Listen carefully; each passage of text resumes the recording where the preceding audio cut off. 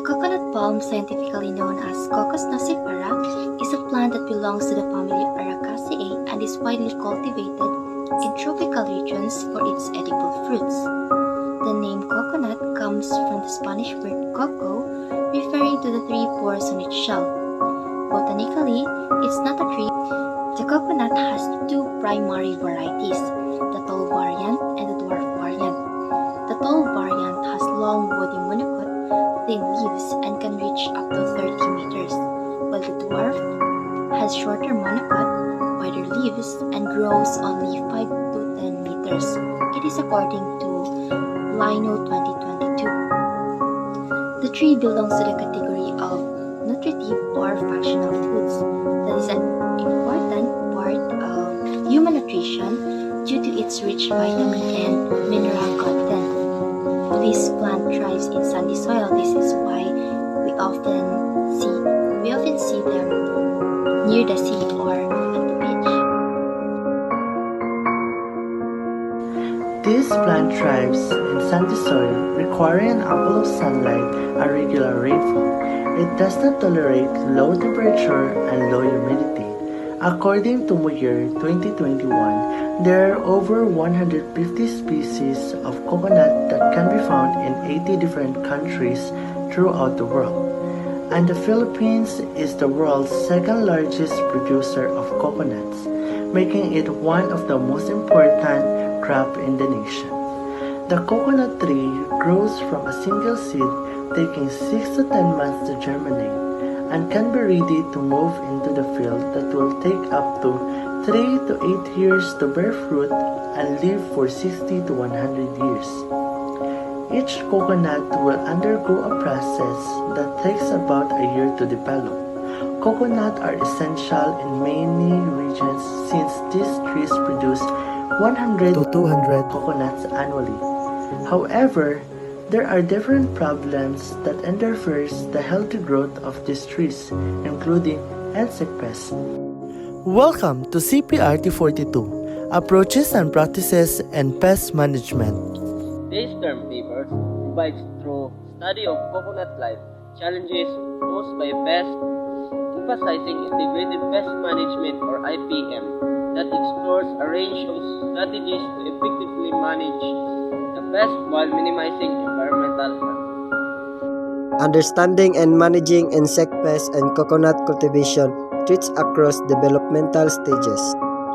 Insects can pose a threat to coconut at various stages of their development, but they tend to be particularly attracted to young coconuts due to their tender tissues and higher moisture content. First, flowering stages. Although not a direct attack on the coconut itself, insects like flower beetles may damage the coconut flower cluster, reducing pollination rates and ultimately affecting fruit set. Poor pollination can lead to malformed or fewer coconuts. Second is young fruit stage. This stage begins after successful pollination when the coconuts start to develop. At this point, the coconut is still green and growing. Insects such as the coconut hispane beetle or Brontispa longissima and the rhinoceros beetle or Oryctis rhinoceros are significant pests. The coconut hispane beetle attack the leaves and growing tips of coconut palms, while the rhinoceros beetle larvae feed on the growing tissues within the coconut. Both pests can cause significant damage, leading to stunt growth, reduced yield, and even death of the coconut farm if left controlled. Immature nut stage. As the coconut matures, it transitions from a green to a yellow or brown color. During this stage, insects like the coconut mites may infest the husk of the coconut, causing brownish or yellowish patches and reducing the market value of the fruit. The mites feeds on the coconut husk, which can lead to premature nut drop and decreased yields. Mature nut stage. Even in their mature stage, coconut can still be affected by insect damage. Moths like the coconut spike moth, borer, and the coconut leaf caterpillar may bore into the coconut to lay eggs or feed on its flesh, causing spoilage. reduce quality, and shorter shelf life. Coconut crops in the Philippines face challenges from pests like the coconut scale insect, white peach scale, and coconut leaf beetle, which weaken trees and reduce output. Including biological control and cultural practice are crucial for minimizing their impact on coconut production. These are the one of the insect pests that can also damage the coconut. The coconut leaf beetle, or Brontespa longissima, is known to feed on young leaves and immature fronds, which can also lead to defoliation and stunting of coconut trees. Brontespa longissima, or coconut leaf beetle, entered the Philippines through the shipments of ornamentals. With the palm as a point of interest, the insect chew leaflets, causing the young leaves to appear scorched as a result of damage. Here are some controls to manage the plant pest. We have biological control, mechanical control, cultural control, and chemical control. First is the biological control. Biological control methods use natural enemies such as parasitoids and entomopathogens have shown great potential in managing the plant pest. Second is the cultural control. Plant cover crops or other leguminous crops and bananas under coconut to enhance population of parasitoid and predators as they feed on the nectars of these crops. Third is the mechanical control.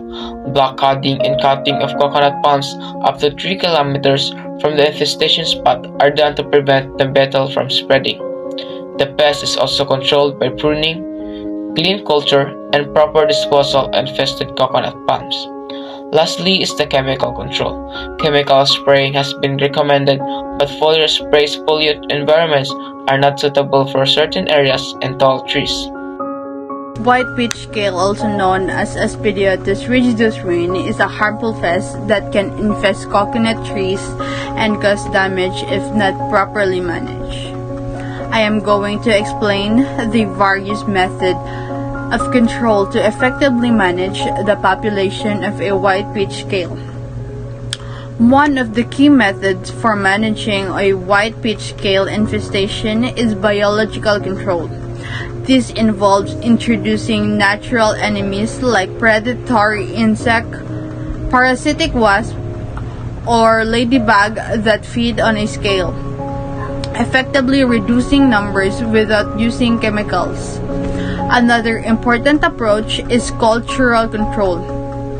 By implementing good cultural practice such as regular pruning, removing dead fronds, and maintaining a clean plantation, we can effectively manage the population of a white peach scale on a coconut trees. Additionally, mechanical control plays a significant role.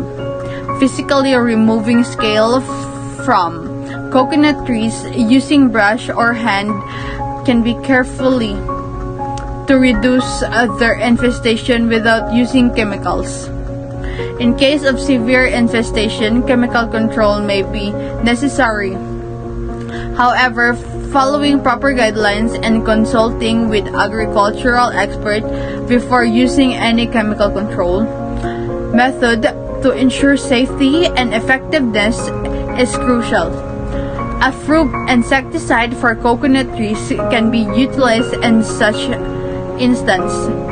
By incorporating this control method, it is possible to effectively manage the population of a white peach scale and protect coconut trees from their damaging effects.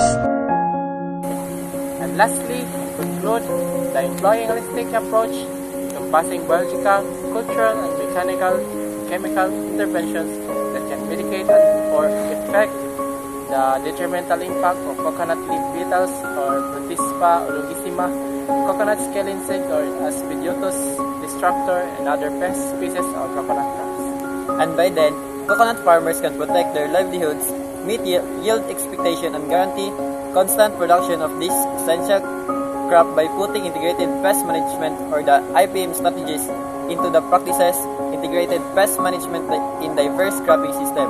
So we highly recommend to the coconut farmers to use IPM strategies to lessen their expenses and to ensure the good cropping system. And this is for conclusion today. Wait for your responses for the next stage. Thank you.